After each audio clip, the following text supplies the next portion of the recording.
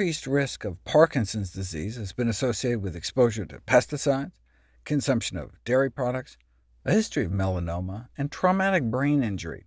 Why is the risk of Parkinson's disease increased among individuals with high milk and dairy consumption?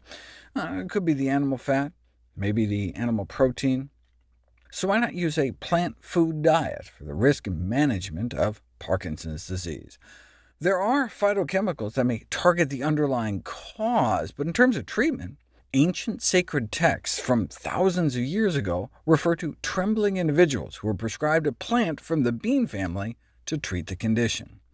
In my last video, I talked about the use of velvet beans, but in 1913, the miracle drug L-Dopa was discovered for the first time in fava beans, also known as fava beans or broad beans, as a natural source of L-Dopa to consider. The amount varies considerably based on a number of factors, but typically it looks like they have about 10 times less than velvet beans. But that's OK since you can eat larger quantities, since fava beans are an actual food instead of a powdered supplement. The important thing is that the amount of L-Dopa in fava beans is enough to be pharmacologically active in Parkinson's disease. In fact, there are some reports indicating that Parkinson's patients might respond better to the beans than to standard L-Dopa preparations in pill form.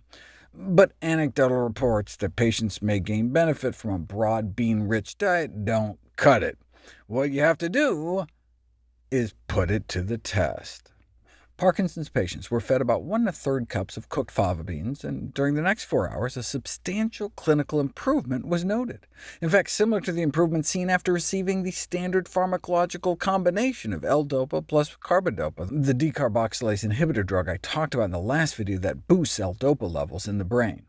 No surprise that there was a similar effect, since they had very similar L-Dopa levels in the blood. In fact, half the time you could hardly tell the beans from the drugs.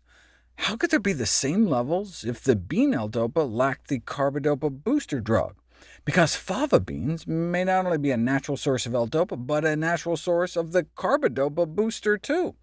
So the consumption of fava beans has the potential to increase the levels of L-Dopa and carbidopa in the blood, with a marked improvement in muscle movement performance of the patients with Parkinson's disease without any side effects. In fact, they work so well you have to be careful about abruptly stopping them.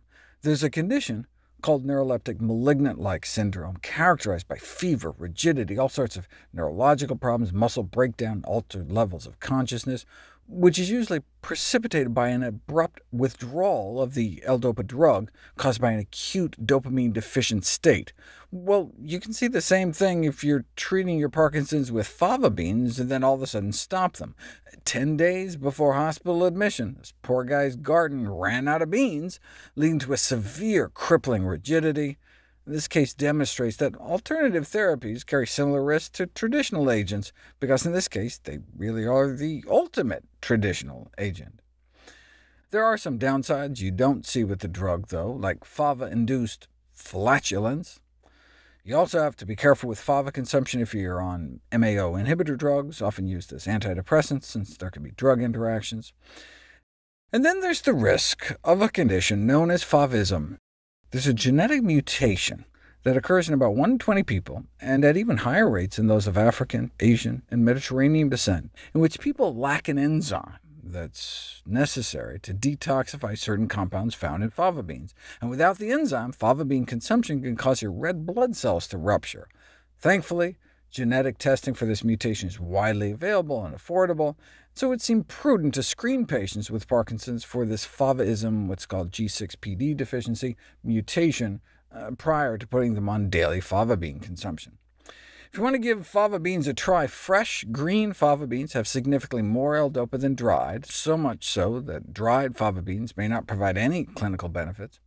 Roasting and boiling remove some or even all of the L-Dopa, though other studies have found about a half cup of cooked favas contain approximately 250 milligrams.